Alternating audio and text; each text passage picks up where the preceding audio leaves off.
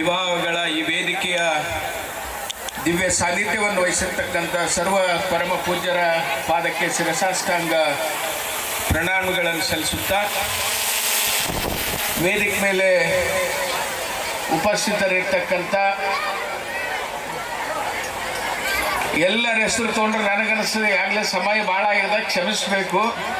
ಎಲ್ಲ ಹಿರಿಯರೇ, ಮುಂಭಾಗದಲ್ಲಿ ಕುಳಿತಿರ್ತಕ್ಕಂಥ ನವ ದಂಪತಿಗಳೇ, ತಂದೆ ತಾಯಂದರೆ, ಬಂಧು ಭಗಿನಿಯರೇ, ಈಗಾಗಲೇ ಸಮಯ ಭಾಳ ಆಗಿದೆ. ನಮ್ಮ ಭಾಗದಲ್ಲಿ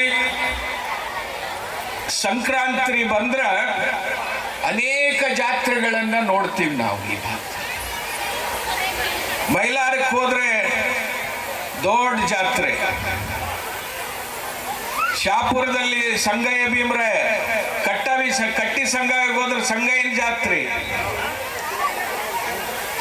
ಇಬ್ರಾಹಿಂಪುರದಲ್ಲಿ ಸುಮಾರು ಒಂದು 8-10 ವರ್ಷದಿಂದ ಪ್ರಾರಂಭಗೊಂಡಿರ್ತಕ್ಕಂಥ ಸಾಯಿಬಾಬರ ಜಾತ್ರೆ. ನಾವು ಕೂಡ ಯಾವುದಕ್ಕೂ ಕಮ್ಮಿ ಇಲ್ಲ, ಆ ಜಾತ್ರೆಗೆ ಅನುಗುಣವಾಗಿ ನಾವು ಕೂಡ ಆ ಮಟ್ಟಕ್ಕೆ ಮುಟ್ಟಿದ್ದೇವೆ. ಈ ಜಾತ್ರೆ ಅಂತಂದ್ರೆ ತಪ್ಪಾಗ್ಲಿಕ್ಕಿಲ್ಲ ಅಂತ ಈ ಸಂದರ್ಭದಲ್ಲಿ ಹೇಳಿಕ್ ಬಯಸ್ತೀನಿ. ನಮ್ಮ ನಾಡು ಇನ್ನೂ ಭವಿಷ್ಯ ಚೆನ್ನಾಗಾಗ್ತದೆ. ಅನೇಕ ಗುರುಗಳು ಇವತ್ತು ವೇದಿಕೆ ಮೇಲೆ ಇದ್ದಾರೆ. ಅವರೆಲ್ಲರ ಮಾತುಗಳನ್ನು ತಾವೆಲ್ಲ ಆಲಿಸ್ಬೇಕು, ಜೀವನದಲ್ಲಿ ಅಳವಡಿಸ್ಬೇಕು. ಇದಕ್ಕೆಲ್ಲ ಕಾರಣಭೂತರು ಮಹಾರಾಜ್ ದಿಗ್ಗಿ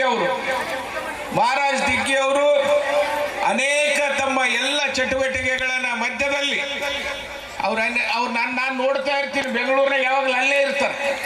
ಆದರೆ ಈ ಸಂದರ್ಭದಲ್ಲಿ ಬಂದು ಈ ಒಂದು ಸೇವೆಯನ್ನು ಮಾಡಬೇಕು, ನನ್ನ ಊರಿಗೆ, ನನ್ನ ನಾಡಿಗೆ ನನ್ನ ಸೇವೆ ಮುಟ್ಟಬೇಕನ್ನುವಂಥ ನಿಟ್ಟಿನಲ್ಲಿ ಪ್ರತಿ ವರ್ಷ ಕೂಡ ಅವ್ರ ಸೇವೆ ಬಹಳ ಅಗಾಧವಾದಂಥದ್ದು. ನಾವೆಲ್ಲರೂ ಕೂಡ ಸ್ಮರಿಸಬೇಕು. ಈ ಸಂದರ್ಭದಲ್ಲಿ ಅವರಿಗೆ ಧನ್ಯವಾದಗಳನ್ನು ಹೇಳಬೇಕು. ಬಂಧುಗಳೇ, ಅವರು ಇನ್ನೂ ಈ ಜಾತ್ರೆ ಹೆಚ್ಚು ಬೆಳೀಲಿ, ಅವರು ಕೂಡ ಇನ್ನೂ ಬೆಳೀಲಿ ಅಂತ ಆಶಿಸುತ್ತಾ ನನ್ನ 2 ಮಾತಿಗೆ ವಿರಾಮ ಕೊಡ್ತೇನೆ. ನಮಸ್ಕಾರಗಳು.